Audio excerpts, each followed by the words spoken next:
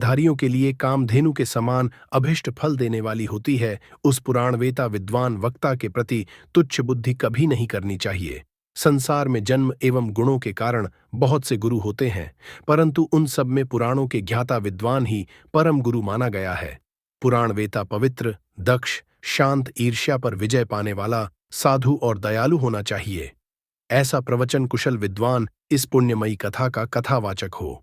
सूर्योदय से आरंभ करके 3:30 पहर तक उत्तम बुद्धि वाले विद्वान पुरुष को शिव पुराण की कथा का उत्तम रीति से वाचन करना चाहिए।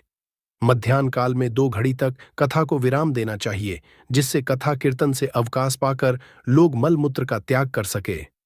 कथा प्रारंभ के दिन से 1 दिन पूर्व व्रत ग्रहण करने के लिए वक्ता को क्षौर करा लेना चाहिए। जिन दिनों में कथा चल रही हो, उन दिनों प्रयत्न कर प्रातः काल का सारा नित्य कर्म काम समय में समाप्त कर लेना चाहिए।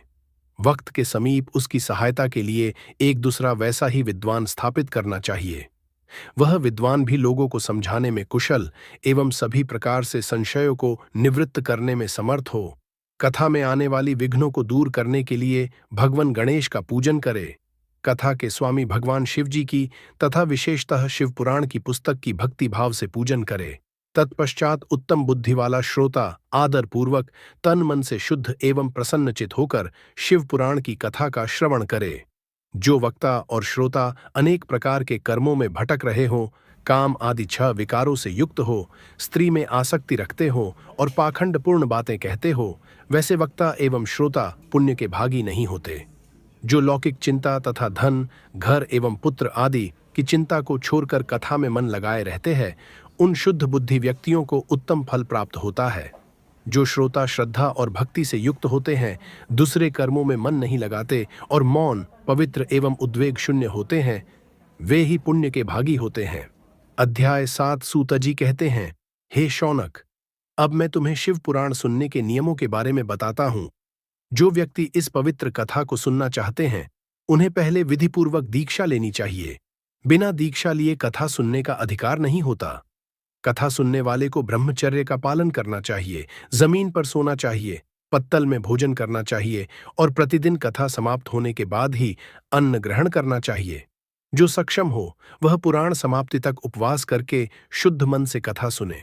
इस व्रत के दौरान व्यक्ति को हल्का और सात्विक भोजन करना चाहिए। भारी भोजन, बासी खाना, प्याज, लहसुन, हिंग, मादक पदार्थ, मांस आदि का त्याग करना चाहिए।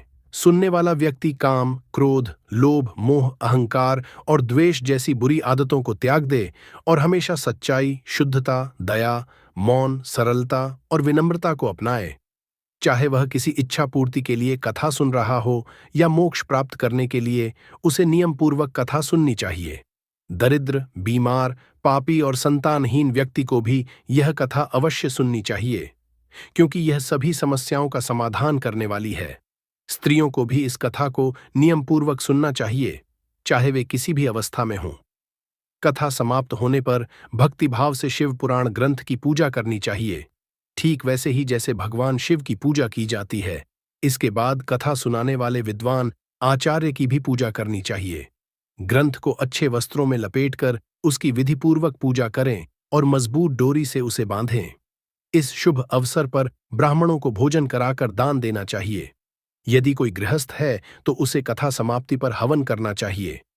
यदि शक्ति हो तो 3 तोले सोने का सिंहासन बनवाकर उस पर शिव पुराण को रखकर उसकी पूजा करनी चाहिए।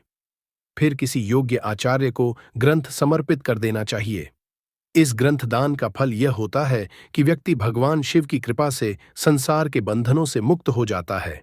हे मुनि, यह शिव पुराण सबसे श्रेष्ठ पुराण है, जिसे भगवान शिव अत्यंत प्रिय मानते हैं। यह सांसारिक दुखों को नष्ट करने वाला है।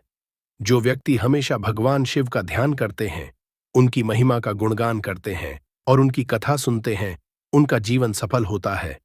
वे निश्चित रूप से इस संसार रूपी सागर से पार हो जाते हैं। भगवान शिव, जो अनंत और आनंदमय हैं, उनकी शरण में जाने से सभी दुखों का अंत हो जाता है। दोस्तों, अगर आप लोग वीडियो में यहाँ तक आ चुके हैं तो मैं आपसे बस एक ही बात कहना चाहूँगा कि आप कृपया करके इस वीडियो को लाइक करें और अधिक से अधिक अपने दोस्तों को शेयर करें, जिससे हमारी सनातन संस्कृति का प्रसार हो और महाशिव पुराण पढ़ने का सौभाग्य सभी को प्राप्त हो। और कमेंट बॉक्स में हर हर महादेव जरूर लिखें। आप चाहे तो सुपर चैट के द्वारा अपने फाइनेंशियल सपोर्ट कर सकते हैं, जिससे मैं आप लोगों के लिए ऐसी वीडियो लेकर आता रहूं। ओम नमः शिवाय। ओम नमः शिवाय। अध्याय 8। व्यास जी कहते हैं, प्रयाग, जो एक पवित्र धार्मिक स्थल है और जहां गंगा यमुना का संगम होता है, वहां बहुत से महान तेजस्वी आर्षि मुनियों ने एक बड़ा ज्ञान यज्ञ आयोजित किया। इस यज्ञ का समाचार सुनकर परम ज्ञानी और पुराणों के महान विद्वान व्यास जी के शिष्य महामुनि सुत जी वहां पहुंचे। जैसे ही मुनियों ने सुत जी को आते देखा, वे सभी अत्यंत प्रसन्न हो गए और श्रद्धा से उनका स्वागत किया।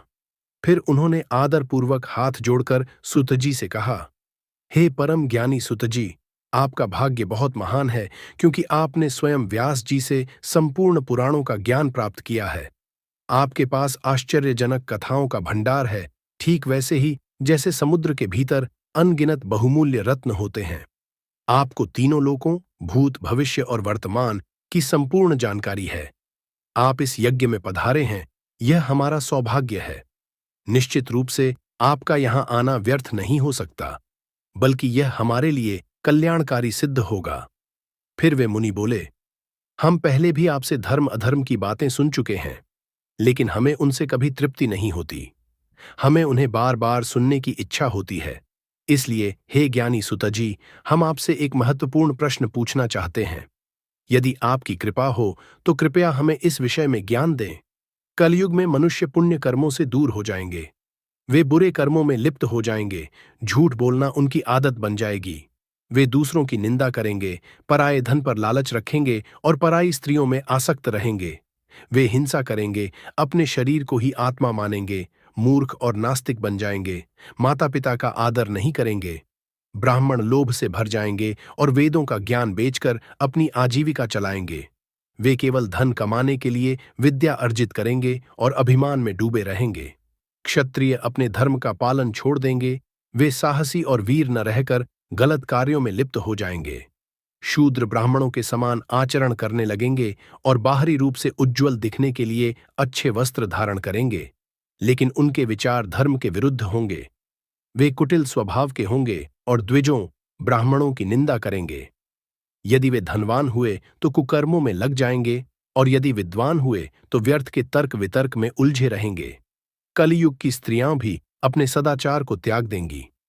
वे अपने पति का सम्मान नहीं करेंगी, सास ससुर से झगड़ा करेंगी, बिना भय के मनमानी करेंगी, अनुचित भोजन करेंगी और बुरे स्वभाव की होंगी।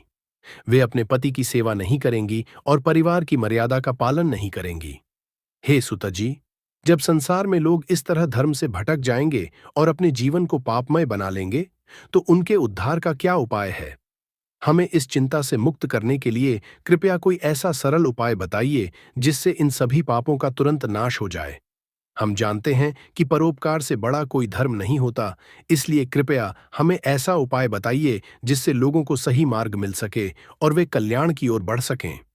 आप सभी सिद्धांतों के ज्ञाता हैं, इसलिए हमें इस बारे में ज्ञान देने की कृपा करें। अध्याय 9। सूत जी ने भगवान शिव का स्मरण कर मुनियों से कहा, हे महात्माओं, आपने बहुत ही उत्तम प्रश्न किया है, जो तीनों लोकों के लिए कल्याणकारी है।